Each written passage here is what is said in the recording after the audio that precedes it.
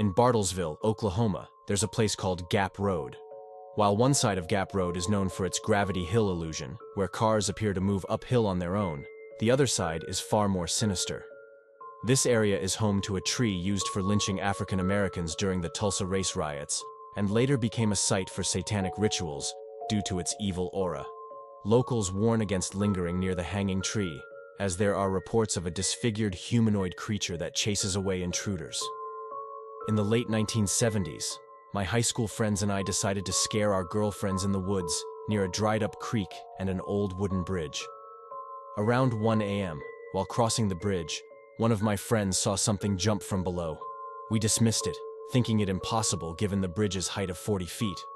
Suddenly, Jay, one of my friends, screamed as he was grabbed by a hairy creature. Jay repeatedly kicked the creature, which let out a pig-like growl and released him.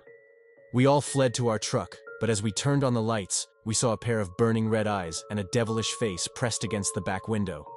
My friends and I sped away, with the creature chasing us briefly before disappearing into the night.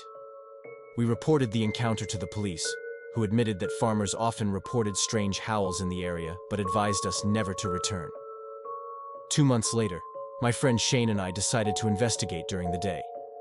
We found the hanging tree, which looked rotten and leafless despite it being summer. I found a crudely crafted spear near the tree and took it.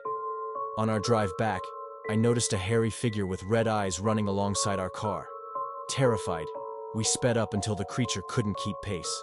Later that night, Shane's grandmother called, distraught, saying the spear was moving on its own. Shane and his friends went to her house, where she claimed to see a black shadow with a shaking head and hear growling. The spear even levitated. They took the spear back to Gap Road and threw it out near the tree. Gap Road remains an obscure and terrifying place.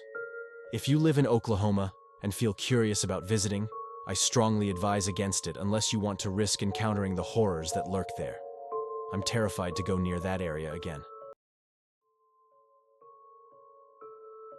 I was spending the night in a hotel in Oklahoma City that is known for having ghosts that terrorize NBA players on opposing teams. The hotel was built in the early 1900s and said to be haunted by the ghost of a maid called Effie. Legend says that Effie had a relationship with the hotel's founder, W.E.B. Skirvin. When it was discovered that she was with child, he locked her in a room on the top floor. Distraught, Effie plummeted from the hotel window.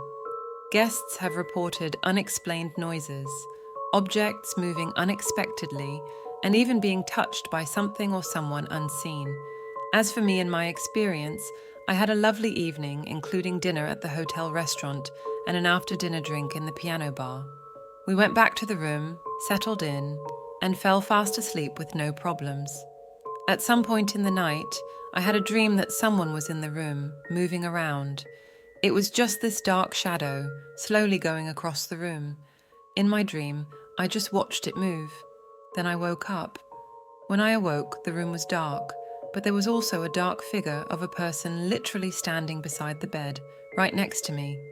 It was clearly a human form just standing there. I thought maybe I was still dreaming at first, but I was too conscious, you know? It wasn't like being in a dream state. I reached out to see if anything was actually there.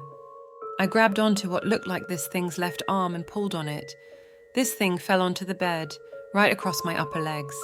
I could literally feel the weight of this figure on me. I start to yell out and bolt upright in bed, trying to push this thing off of me. My boyfriend wakes up in a panic, wondering what's wrong, and the thing is gone. I almost would have chalked it up as sleep paralysis, which I have never experienced. But aside from the hotel's haunted history and other guests' experiences, my boyfriend said he was hearing noises through the night, as though someone was moving through the room. Maybe it was Effie. Maybe it was someone or something else. But I wasn't able to fall asleep again that night until the sun started to rise and those little bits of light started coming in through the closed curtains. I went to basic combat training in January 2017 in Fort Sill, Oklahoma. We had 50 people in our platoon, and each night about 10 of us had fire guard, 2 to a shift, where you're up for an hour and clean the living quarters. One person cleaned while the other manned the desk by the entrance.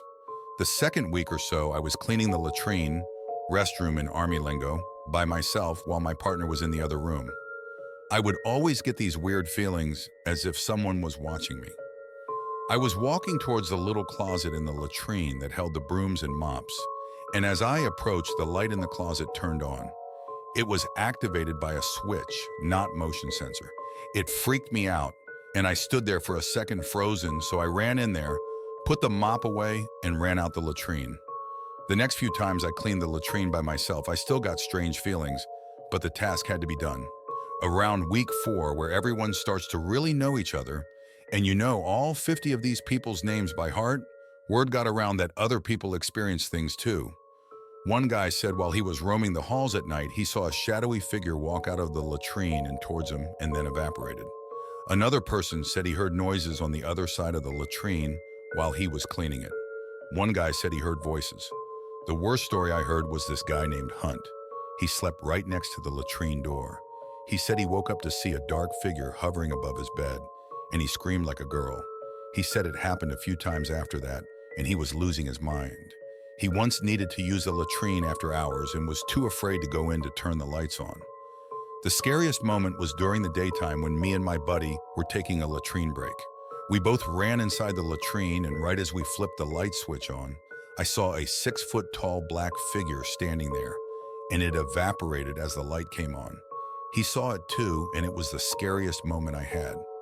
Around week 9 or 10, the final week, the drill sergeants begin to talk to you like normal human beings. We had a Q&A and someone asked about the haunted living area. Our drill sergeant said something along the lines of, "You're not the first platoon to talk about this shit. I personally think there's a portal in here. People have killed themselves here for a long time, and I think they stick around. But fuck it, I'm not the one who lives here, so I don't mind. The last few nights sleeping there were tough. I'm just glad I survived the training and hope never to come back there again." I hope you found these stories as chilling and unsettling as I did. It's a stark reminder that sometimes reality can be stranger and more frightening than fiction. If you enjoyed these tales of suspense, make sure to hit that like button and subscribe for more spine-chilling content. This is your host, Nicholas Black. Until next time.